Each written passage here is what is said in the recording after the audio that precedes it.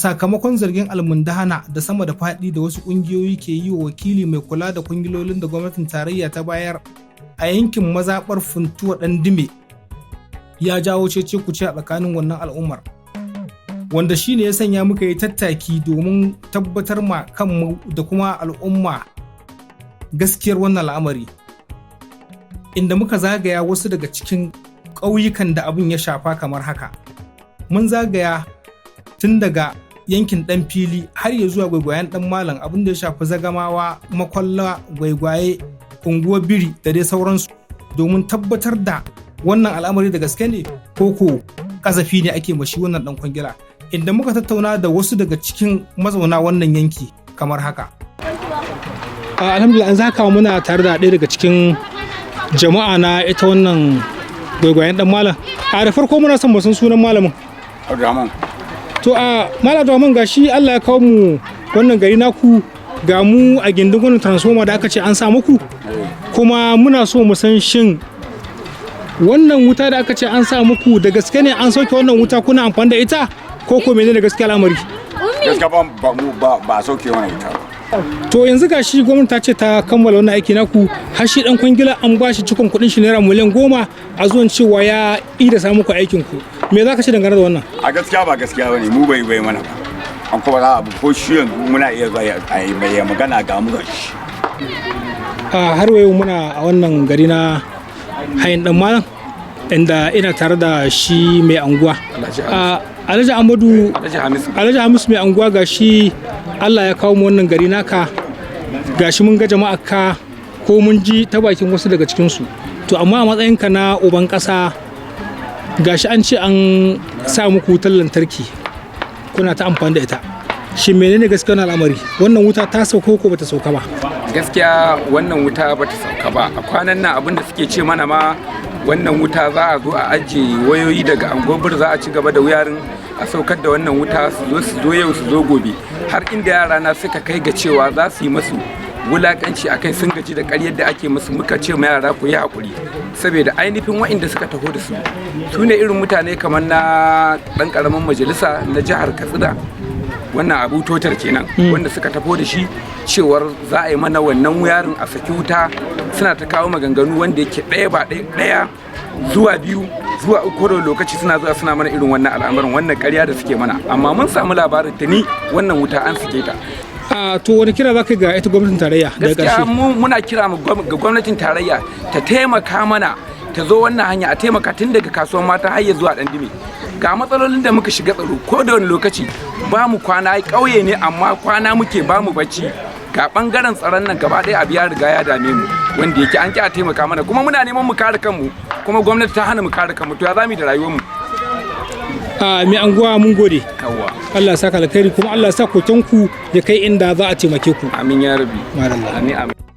Bayan ayyukan raya ƙasan ma da ake magana, akwai kuma wasu kayayyaki na more rayuwa da aka ce gwamnatin tarayya tana bayarwa tallafi ga su mazauna wannan yanki, a inda muka zagaya kuma su muka tattauna da mazauna wannan yanki suka tabbatar mana cewa su wa'annan al'amura ba su taɓa zuwa a hannunsu ba. Wannan transformer da aka sa musu, wadda ita ma ba a sauke wayoyin ba, ballantana a saki wutar domin su amfana da ita, kuma bisa dukkanin alamu idan mun yi diba zuwa shi wannan sayan bol din nasu, a wannan kwangila za ta kare ne a ranar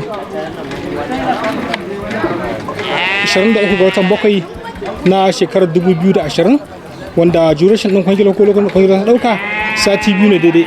To amma ga shi har yau muna 7 ga watan 3 na shekarar 2021, amma har yanzu ita wannan aiki bata kankama ba, ko in ce ba a kammala ba, an dai sa fall kawai da transformer.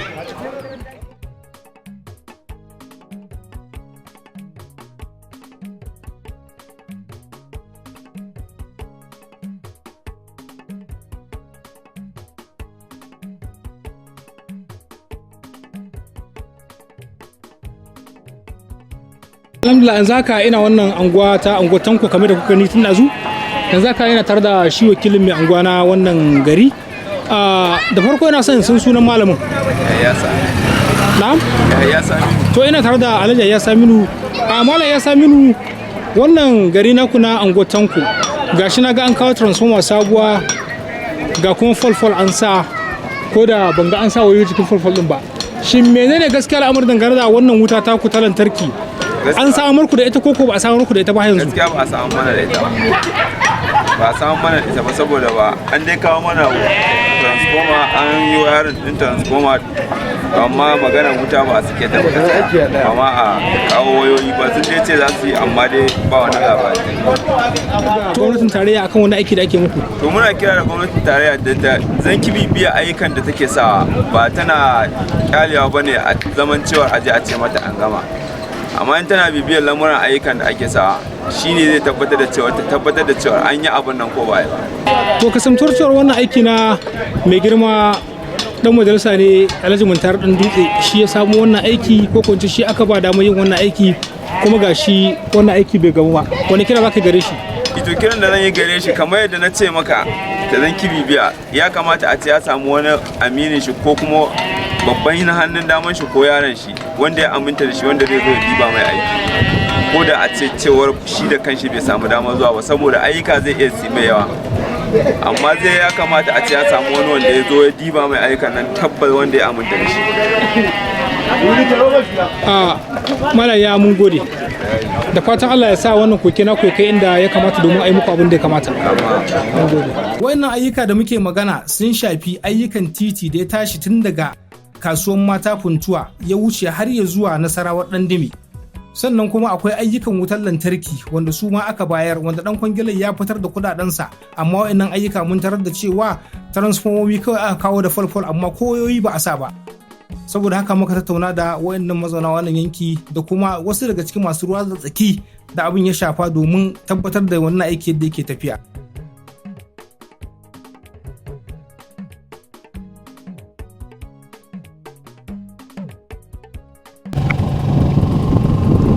Har wayo a wannan hanya tamu da muke tabi tun ɗazu, ga mu a wannan gada ta gwaigwayen hayin dan malam, wadda ɗaya ne daga cikin gadoji wanda ke kan wannan hanya, wadda mutanen garin ko in ce mutanen yankin suka yi kuɗi mai taro mai sisi, suka tara miliyoyin kuɗi suka yi makansu wannan gada sakamakon gazawar da gwamnati ta yi na yi musu wannan gada, ko in ce sakamakon alƙawarin da aka dinga yi musu za a yi musu har ma har wa yau ba a yi musu ba, gashi sun yi abinsu da kansu. Masu kallo yanzu kuna gani wannan ita ce wannan gada ta hayin gwaigwayen dan malam, wadda ake ta kare cewa za a yi kuma an ki. Amma masu kallon yanzu haka muna cikin garin dan fili, ga mu tare da ɗaya daga cikin mutanen wannan gari na dan fili. Ibrahim Babale. Malam da farko muna so mu san sunanka. Ni ne Ibrahim Babale. To Alhaji Ibrahim Babale dan fili, gashi ga mu akan wannan hanya taku, wanda gwamnati a iya bincike muka binciko cewar an ba da aikin wannan hanya, an biya kudinta, sai ko muka biyo muka tada wannan aikin hanya ya tsaya ne daga cikin garin Funtua inda ake cin makabartar Inyamurai, bai ma ida kawo gurin ba. To wannan hanya naku an tabbatar muku da cewa ne za a yi shi ko ko? Wannan hanya gaskiya ba a tabbatar mana, ba a gaya mana za a yi mana hanya ba. Mun gari ana jawo hanya, an ce ko bakin nan za ta tsaya, kuma hanyar mu daga an ce ruwa zuba shi kenan ta yanki. Domin Allah da annabi, ko mara lahiya za a kai sai dai mutana, ka gari ba gurgurta wuce, mota ba ta wuce, kai wallahi ba ka tausaya mana sai san da za a ɗauki mara lahiya a kai shi asibiti. Mace mai ciki wallahi ta sha ta mutanen hanya, Allah wannan hanyar ta, kuma domin Allah da annabi in dare wannan hanyar to hankali ya tashi, daga an ce sallar garba ta zo an yi isha'i, to daga nan mu kana da muna yakin Badar. Har wa yau mun zagaya waccan asibiti wadda take a tsakankanin garuruwan unguwar Inji, Zagamawa da kuma gwaigwayen dan malam, inda ita ma aka ce an gama aikinta, har aka ce kuma an ba da gyaranta na naira miliyan 3, wanda da ƙarshe muka tabbatar da cewa ita wannan asibitin babu mai zama a cikinta in ba mutanen banza ba ta gari ba suke samun mafaka a gurin. Saboda haka mun tabbatar da cewa asibitin ba ma a gama ta ba, balantana a ce wai an ba da wani abu na gyaranta, kuma mutanen garin sun tabbatar mana cewa su ba su taɓa ganin wani ma'aikaci ko wani ya zo domin ya tabbatar musu da cewa an zo ne a buɗe wannan asibiti ba, domin asibitin ma ko ƙofofi ba a sa mata ba.